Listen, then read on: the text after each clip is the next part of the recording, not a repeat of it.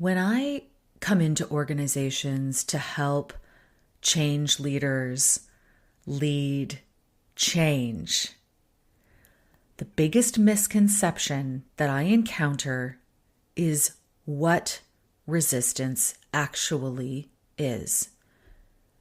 All of the change leaders that I've worked with in my career are afraid of resistance. And there's a couple reasons why that happens. But here's the thing.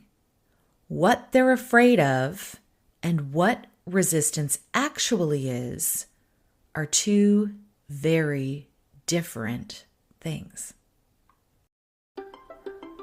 I'm Natalia Loback, and this is the Change Course podcast. I've spent my career leading complex change and transformation in organizations. And over my career, I've discovered what makes complex transformational change stick.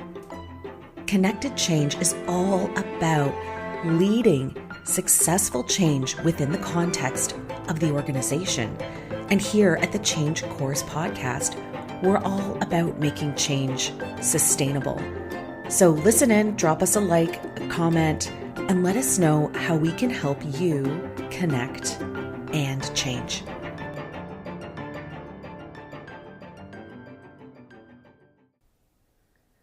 So if you missed last week's episode, I'd encourage you to actually go back and take a listen.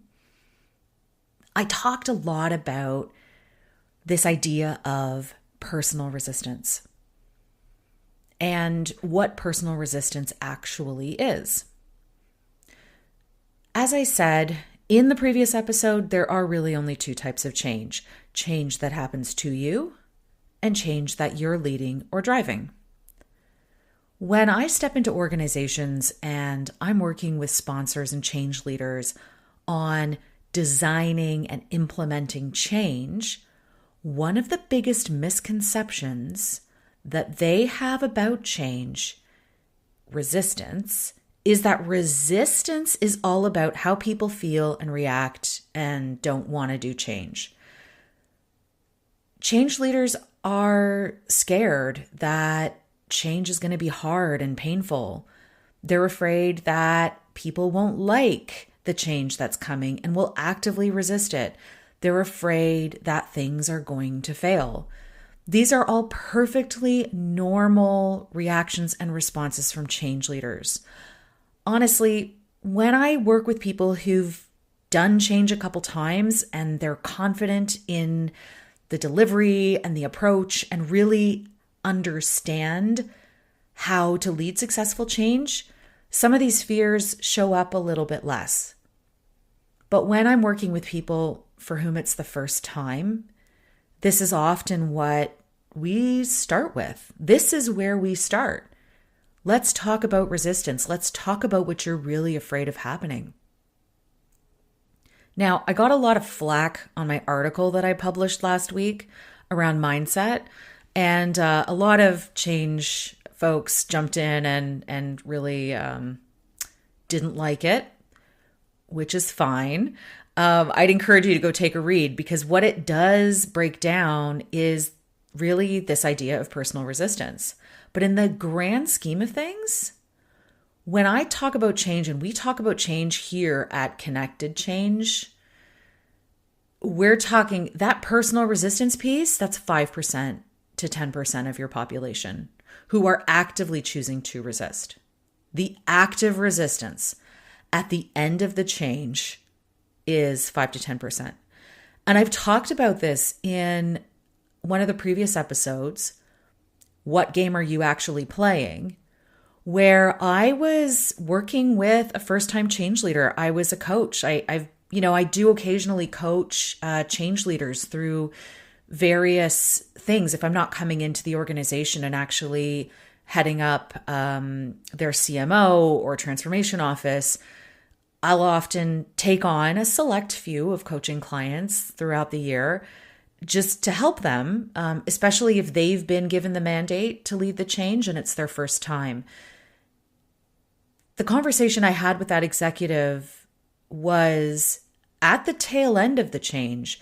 The change had been actively implemented. We were 12 months in, and they still had one individual, just one, out of a division of hundreds of people who were behind the change and actively working on it and believed in it. I mean, that's the power of really good change leadership, right? You're dealing with hundreds of people who are on board, but if you have one straggler at the end of the change, and especially if that individual has a lot of power and influence in the organization, you absolutely have to address it. You absolutely have to address it. And so the article I wrote about mindset was really about that. It's about having those tough conversations at the end of the change when you've already peaked in terms of adoption, when you've already peaked in terms of momentum, and you've just got some stragglers left behind. That's when the mindset conversation comes in. That's when you're having that very frank discussion with somebody about what are they actually thinking, what's their orientation. Okay, so I digress. When we're actually talking about change resistance in organizations, the vast majority of resistance comes from the organization itself, not from the people. Now, this is another controversial topic, and I'm sure that a lot of the neuroscience folks will jump on me here and say, oh, no, it has to do with, neuromodulatory approaches, changing the approach in our brain, using human neurowiring to achieve behavior change. Oh, yes, I get all of that. And that's all about implementation. What I am talking about is resistance to change. Areas where the change that you are trying to implement chafes and is in conflict with the organization itself. So where does resistance come from? Well, this is the conversation that I typically take. This is the road I take with leaders in the very early beginning stages of the change. And yes, it is imperative that you involve people at this step too. But I always start with the leader because that's the spark. That is who is initiating the change. If I'm a change practitioner coming in, I am part of that support system. I am not the leader. I shouldn't be, and I should never be the leader. Any change practitioner who comes to you and says, well, I'm going to come in and lead this change for you and then leave, it's the wrong approach. Change has to come from within the organization itself. And so you, as the change practitioner, your role is a support role. You are there to enable. You are there to support. You are there to discern the strengths and the weaknesses of your sponsor and of your leader in order to help them lead change in that context successfully. Context is so important. I cannot belabor this enough. Context is what is going to make you or break you in change. Because context, the context of the organization, has a ton to do with what works in the organization, how the organization works, how it's structured. That's where resistance comes from. So understanding your organizational context is what empowers you to identify where resistance is going to originate from. Then, once you've got the leader on board to really understand that organizational context, and we do this in detail at Connected Change. I'm not going to get into the details of this in this podcast episode because it would be too long. But what we look at is our 5 elements of change as well as the organizational context. So, what is the power structure in the organization? Who has influence? When people are implementing change, they won't want to go against the power structure. They won't want to to go against people of influence. Why? Because it's very personally risky. So we need to remove those elements of risk. When we look at organizational structure, operating model, process, if you have processes, if you have structure in the organization, if you have specific things, regulatory controls, all of that, when you look at the operating model of the organization, if the change is going to be in conflict with that, it's not going to work. And so as a change leader, your job is to identify where the change is going to come up against resistance in the system, in your organizational system. Organizations are systems. Humans build systems. That's what we do. And when we build systems, it's to make things efficient. This is all about who we are as humans and why we work the way that we do. But remember, organizations are about productivity.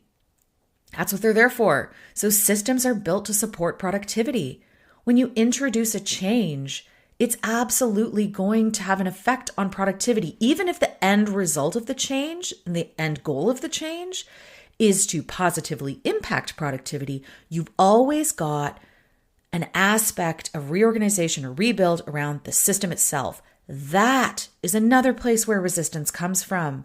This is hugely important. Then you've got your culture of the organization, the way things work. Now, remember, I've talked about this in previous episodes. You can go see my whole series on culture from last summer, where I talked about this in detail. But culture in an organization is another area where resistance can crop up. Why? Because if we're asking for a change from the people that are in the organization and it goes against the prevailing culture, and change often has an aspect of it that will chafe against the prevailing culture, you will see resistance come forth from that place as well. And so around the way people work, the way things get done, how things actually happen in the organization, this is where resistance can also come into play. So as a change leader, you've got to be helping your sponsors and really getting into what are the cultural aspects of the way that this organization or this team works that are going to create resistance with the change that we're seeking to make. The last thing I want to mention is that this is really the very earliest conversation and the very earliest intervention that we're having in our change journey. This is part of what we do in Connected Change, what we call the organizational assessment.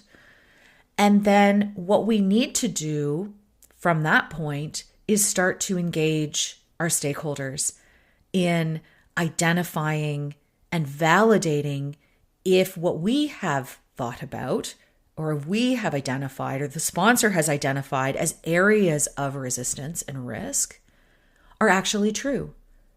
So validate, are our assumptions correct?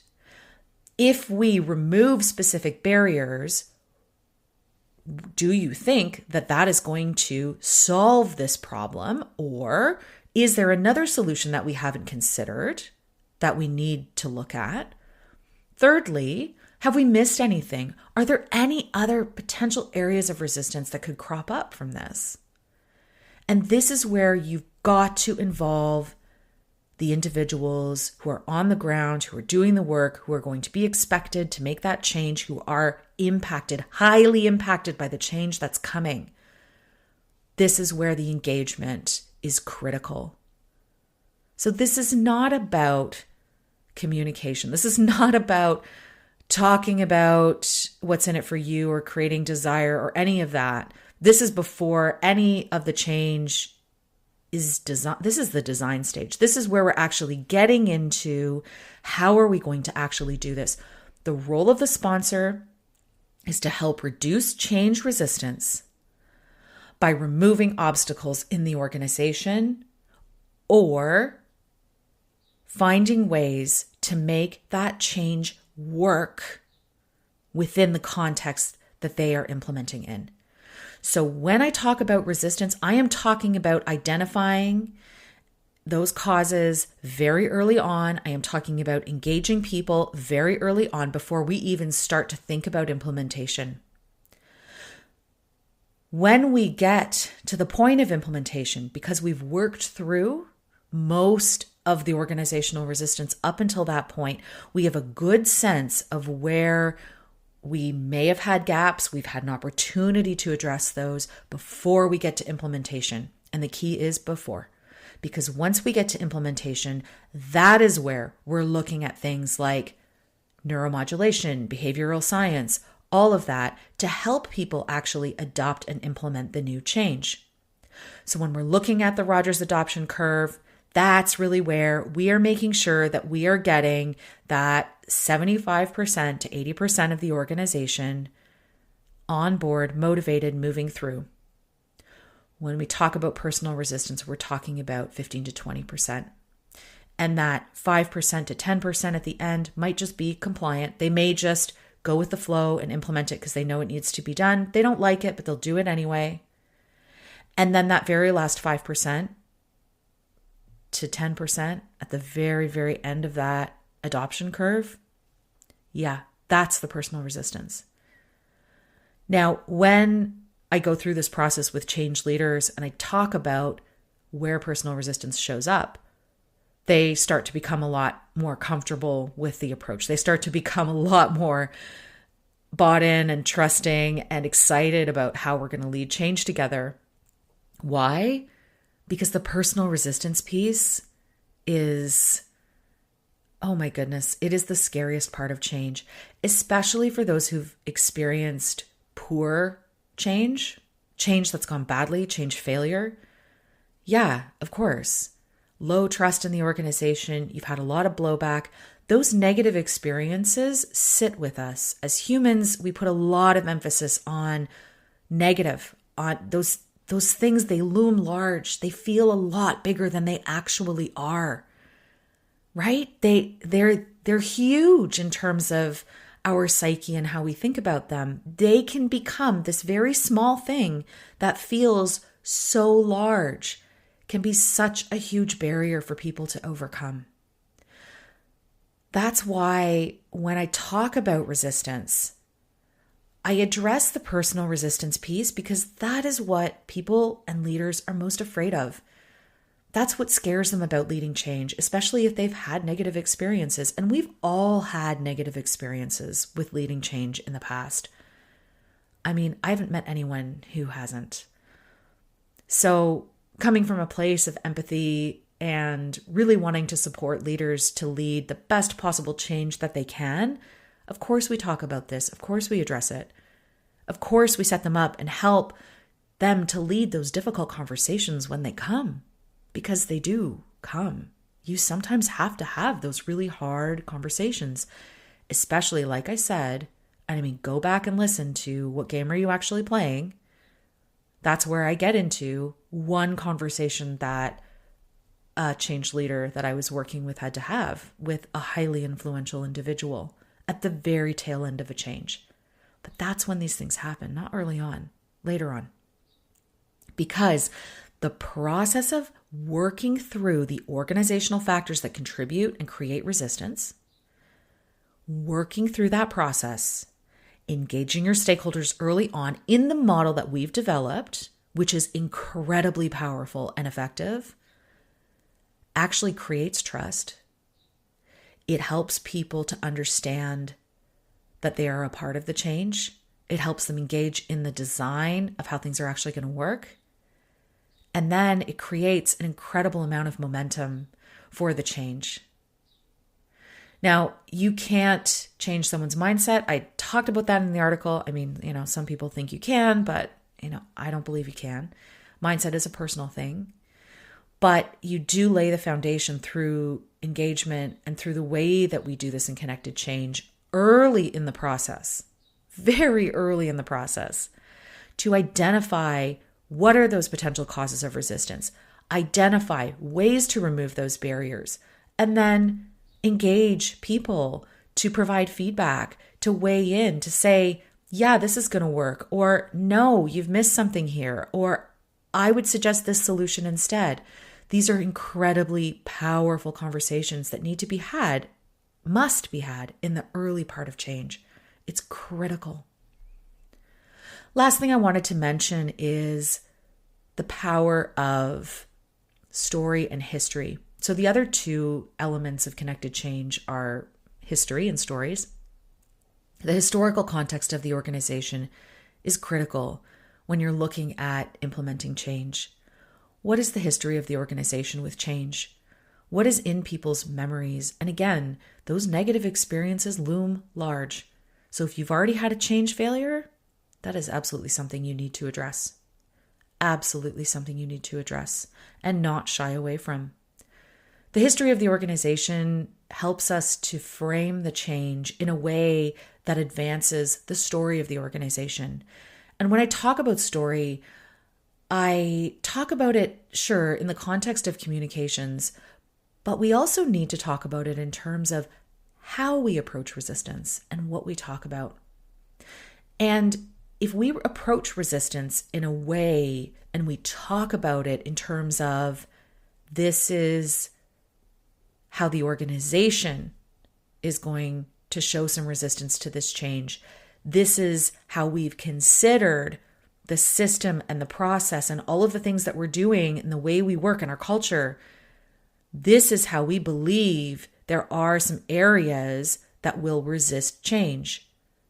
Can't you see how that conversation is different from, well, people are going to resist change? It's not about the people. It's not personal. Resistance from people is not something that you encounter in a huge amount, especially if you're working through the change in the way that connected change does it. If we are identifying and removing those obstacles that are creating resistance at the beginning of the change, and we are engaging our stakeholders in this constructive discussion, you don't have a huge peak of personal resistance in the middle, in the implementation, and at the end of your change. You just don't. You don't. And that is what makes this model so incredibly powerful and this approach so incredibly powerful. So I know that I got a lot of blowback around the personal resistance stuff. I mean, again, I addressed it because this is the first question I get from sponsors that I'm working with, for whom it's the first time or they've had a negative experience with change in the past. It is the first question that I get. So that's why I addressed it. And I think that that context is really helpful. But if we can talk about the fear first, if we can address the fear and work through that fear, then it opens us up to the possibilities of a very constructive, collaborative, and inclusive approach to building change, looking at resistance in a very different way, that it is not about people resisting your change. It's about those bigger forces that we're contending with. It's about our context. It's about our organization. And how do we remove those barriers and work collaboratively with the people in our organization in order to design a change that will be successful and sustainable in this context. Thank you for listening. If you liked what you heard, I invite you to like, share, rate, and subscribe because it helps others find us. Change Course is brought to you by Charthouse Advisory Services and ConnectedChange.com. Our music is Levity by Emily Clausen. Show notes have moved.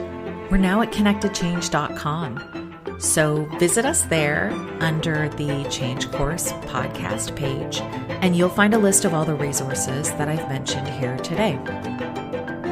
While you're visiting us, sign up for the Change Navigator newsletter. You'll keep on top of all things change, and every month we are sharing exclusive content and resources only with our subscribers. So don't miss out. Sign up at ConnectedChange.com. Thank you for listening, and remember, it's never too late to change course.